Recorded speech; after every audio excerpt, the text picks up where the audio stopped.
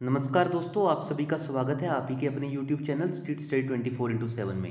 तो दोस्तों, इस वीडियो में हम डिस्कस करने जा रहे हैं स्टॉक मार्केट फटाफट न्यूज़। तो आज की फटाफट न्यूज़ डिस्कस कर लेते हैं। सबसे पहले डिस्कस करते हैं कैसा रहा सेंसेक्स का आज का परफॉर्मेंस। तो आप देख सकते हैं Sensex ends 139 points higher, Nifty at 13513। तो आज सेंसेक्स में आज हम देख सकते हैं शानदार हमें तेजी देखने को मिली। सेंसेक्स ने अब आज आप देख सकते हैं रिकॉर्ड हाई हिट किया। आप देख सकते हैं Sensex hit all time high of 46,309। और वहीं पे अगर हम निफ्टी देखें तो निफ्टी ने भी आप देख सकते हैं हाई लगाया आज का 13,579 का। और क्लोजिंग बेसिस पे देखें तो निफ्टी की क्लोजिंग और सेंसेक्स की क्लोजिंग भी हमें आज ठीक ठाक क्लोजिंग होती हुई देखने को मिली है after hitting the all time high. तो डिस्कस करते हैं सबसे पहले न्यूज़ कौन सी है। तो आप देख सकते हैं फाइजर से रिलेटेड कोविड-19 की वैक्सीन से रिलेटेड न्यूज़ है। तो फाइजर्स कोविड-19 vaccine gets US panel's approval for emergency use. तो फाइजर की जो वैक्सीन है उसको यूएस पैनल से अप्रूवल मिल चुका है इमरजेंसी यूज पर्पज से रिलेटेड। तो आप देखते हैं US FDA panel's endorsement paves the way for Pfizer's कोविड-19 vaccine to be granted an emergency use authorization. तो इनको बेसिकली इमरजेंसी के लिए फाइजर की वैक्सीन को यूज करने का अप्रूवल मिल चुका है। एक committee comprising outside advisers to the United State foods and drug administration that is US FDA on December 10 voted overwhelmingly to endorse emergency use of Pfizer's कोविड-19 वैक्सीन। तो यहाँ पे कोविड-19 वैक्सीन जो फाइजर की है उसको अप्रूवल आप देख सकते हैं इमरजेंसी यूज के लिए यूएस से, जो यूएस एफडीए वहाँ से मिल चुका है। वहीं पे दोस्तों एक एफडीए की रिपोर्ट आई है यूएस की। उसमें क्या पाया गया, उसमें ये पाया गया यूएस एफडीए रिपोर्ट्स के according FDA reports facial paralysis in 4 volunteer for Pfizer's कोविड-19 वैक्सीन। तो यहाँ से कुछ ये भी चीज़ें आ रही हैं सामने, जो ये कोविड-19 वैक्सीन है इससे कुछ फेशियल पैरालिसिस भी हुआ है, जो कि 4 वॉलंटियर को ये दवाई दी गई। तो दोस्तों अभी हमें देखना होगा कि क्या ये फाइजर की जो वैक्सीन है उसको फाइनली क्या होता है, क्योंकि दोस्तों यहाँ पे पूरी चीज़ें क्लियर नहीं हो पा रही हैं कि क्या ये वैक्सीन बिल्कुल एक्यूरेट है या नहीं, यहाँ पर या फिर अभी भी यहाँ पे कुछ सुधार की ज़रूरत है। तो आप देख सकते हैं जब तक ये सारी अनसर्टेनिटी बनी रहेगी तब तक हमें कुछ ज़्यादा बड़ी फाइजर के स्टॉक में रैली आती है देखने को नहीं मिलेगी, क्योंकि जब भी कोई अनसर्टेनिटी रहती है तो स्टॉक बेसिकली क्या करता है, तो स्टॉक बेसिकली उस टाइम पे कंसोलिडेट करता रहता है।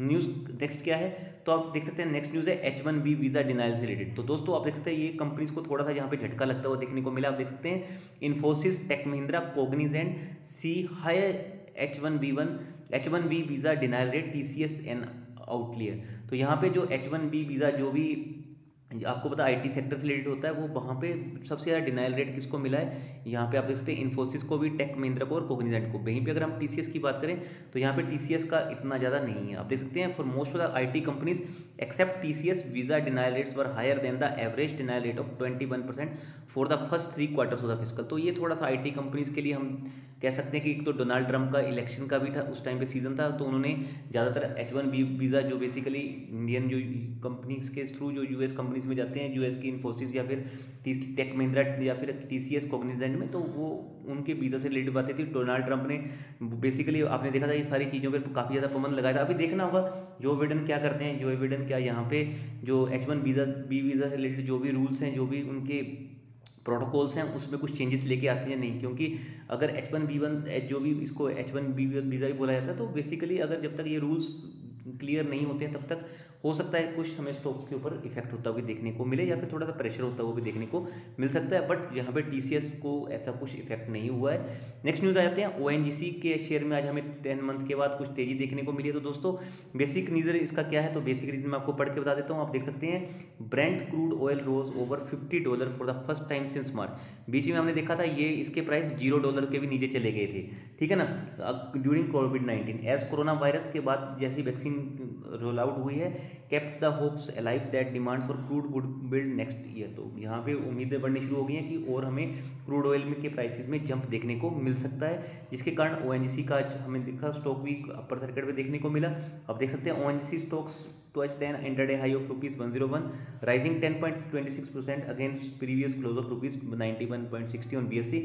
The stock has risen 8% in the last 3 days. तो यही कहना चाहता हूँ, ओएनजीसी का जो स्टॉक है वो ट्रेड कर रहा है अपने मूविंग एवरेज से बहुत ज़्यादा। आप देखते हैं 5 डे, 20 डे, 50 डे, 100 डे से ऊपर।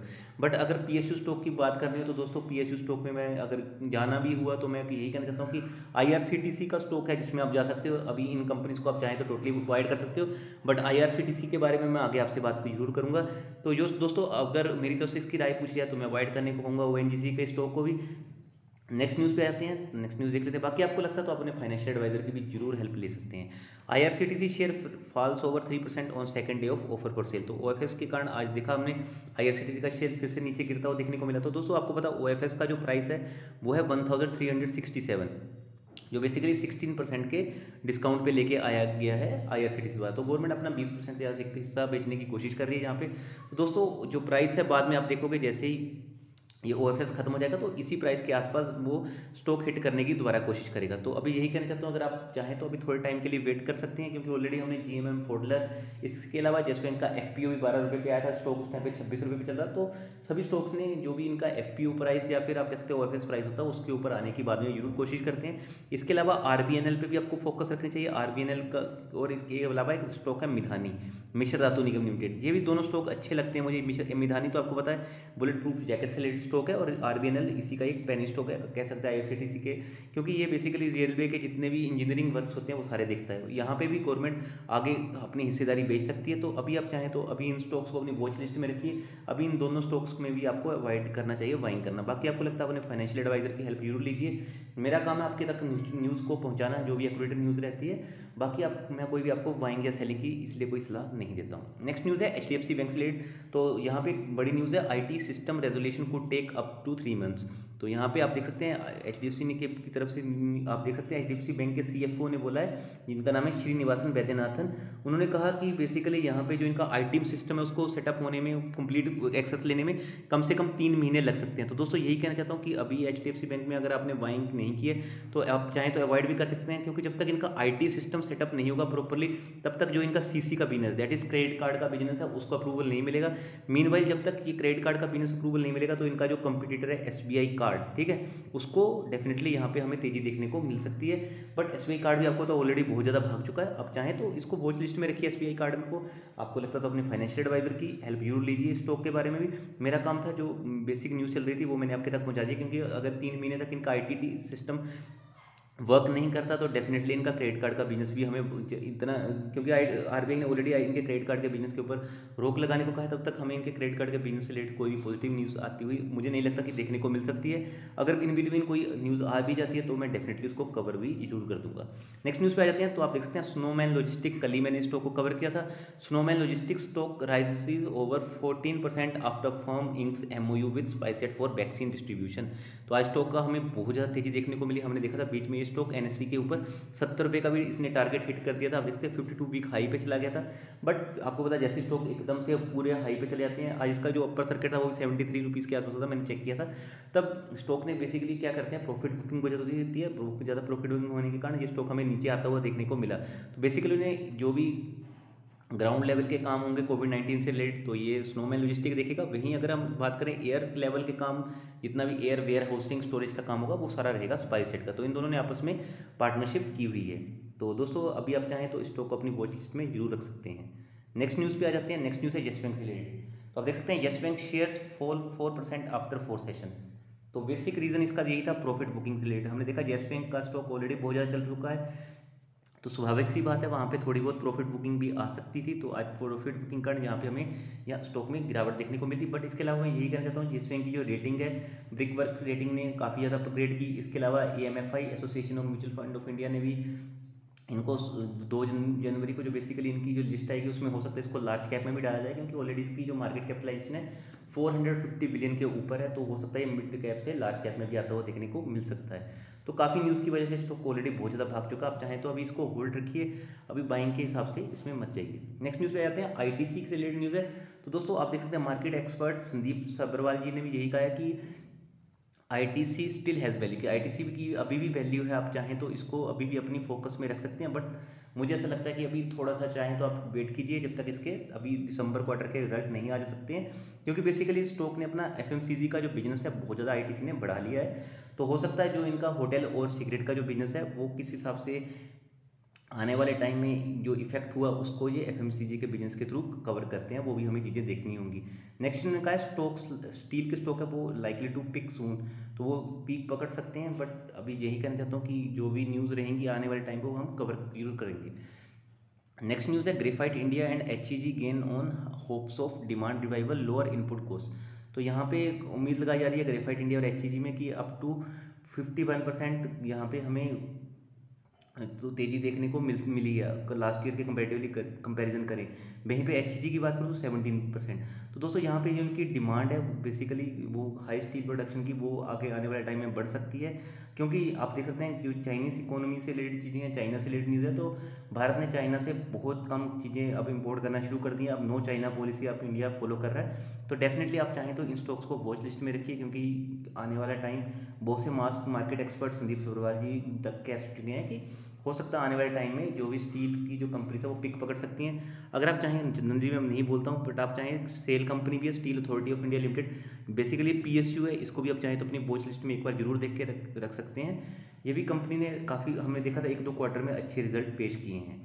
नेक्स्ट न्यूज़ पे आ जाते हैं, तो भारतीय एयरटेल से रिलेटेड न्यूज़ है। तो दोस्तों भारतीय एयरटेल का शेयर प्राइस हमें बढ़ता हुआ देखने को मिला, क्योंकि सल्सा ने यहाँ पे सीएलएसए ने टारगेट, इनकी जो रेटिंग है वो बाई कर दी है। आप देखते हैं मोतीलाल ओसवाल ने भी यहाँ बाई रेटिंग की है। वहीं पे मोतीलाल ओसवाल के टारगेट 650 थे, वहीं सल्सा ने यहाँ पे 715 रुपये के टारगेट इसके पर शेयर कर दिए हैं। तो CLSA maintain its buy call on the stock target at ₹715 per share. तो दोस्तों यही कहना चाहता हूँ, एआरपीयू कंपनी शानदार अब दिसंबर क्वार्टर में बढ़ा सकती है, जिसके ऊपर सभी की नज़रें भी हैं और उम्मीद लगाई जा रही है कि यहाँ पे डेफिनेटली भारतीय एयरटेल के जो रिजल्ट होंगे जो दिसंबर क्वार्टर के वो शानदार हो सकते हैं। नेक्स्ट न्यूज़ पे आते हैं, तो वोडाफोन आइडिया से रिलेटेड न्यूज़ है। तो आप देखते हैं tariff hike likely before March 2021, Vodafone Idea needs 50% like hike to cash break even. तो वोडाफोन आइडिया के जो बेसिकली रिलेटेड न्यूज़ यही है कि ये 50% तक यहाँ पे हाइक कर सकते हैं जो भी इनके टैरिफ्स हैं। तो देखना होगा कि किस हिसाब से यहाँ पे सब्सक्राइबर भी माइग्रेट होते हैं नहीं, अगर भारतीय एयरटेल और वोडाफोन और भारतीय एयरटेल और रिलायंस जियो यहाँ पे टैरिफ हाइक नहीं बढ़ाते हैं। तो आप देख सकते हैं anticipated tariff hike would happen as early as March 2021 and would drive Bharti Airtel and Vodafone Idea limited ARPU by about 20%। अगर भारतीय एयरटेल भी यहाँ पे बढ़ाते हैं तो भारतीय एयरटेल के भी एआरपीयू 20% बढ़ सकते हैं। अभी ये एआरपी जो भारतीय एयरटेल की बात करूँ तो 162 रुपये के आसपास चल रहे हैं। अगर वो बढ़ के 20% हो जाते हैं तो मैं रफली यही कहना चाहूँगा कि वो 200 या फिर आप कह सकते हैं 195 प्लस के लेवल को एआरपीयू टच कर सकते हैं। वही बात करूँ वोडाफोन आइडिया के, तो वोडाफोन आइडिया के आरपीयू अभी हम बात करें तो 120 के आसपास है। अगर वो भी 20% बढ़ते हैं तो डेफिनेटली हम कह सकते हैं वो भी 145 to 150 के लेवल पे जा सकते हैं। तो देख सकते हैं anticipated tariff hike could happen as early as in March 2021। तो हो सकता है कि जल्दी हमें टेलीकॉम सेक्टर में भी कोई तेजी आती हुई देखने को मिल सकती है, क्योंकि टेलीकॉम सेक्टर ही है अभी जहाँ पे हमें काफ़ी टाइम से कुछ तेजी देखने को नहीं मिली है। And could drive Bharti Airtel and Vodafone Idea limited ARP by 20% in financial year 2020, A report by ICICI security said on Friday. तो आईसीआईसीआई सिक्योरिटी की तरफ से न्यूज़ है, आप देख सकते हैं। और जो मैं आरटी का यूज़ कर रहा हूँ वो ईटी का यूज़ कर रहा हूँ। Telecom company took tariff hike of 25 to 40% in the prepaid category during December 2019। तो 2019 में बेसिकली यहाँ पे हमें टैरिफ हाइक होते हुए देखने को मिले थे। उसके बाद से काफ़ी टाइम से हमने देखा कि टैरिफ हाइक यहाँ पे नहीं हुए हैं। तो दोस्तों इस वीडियो में इतना ही था, बहुत जल्दी मिलते हैं हम नेक्स्ट वीडियो के साथ। और आई होप आपको वीडियो अच्छी लगी होगी तो प्लीज़ लाइक करना। So thank you so much, thanks for watching this video.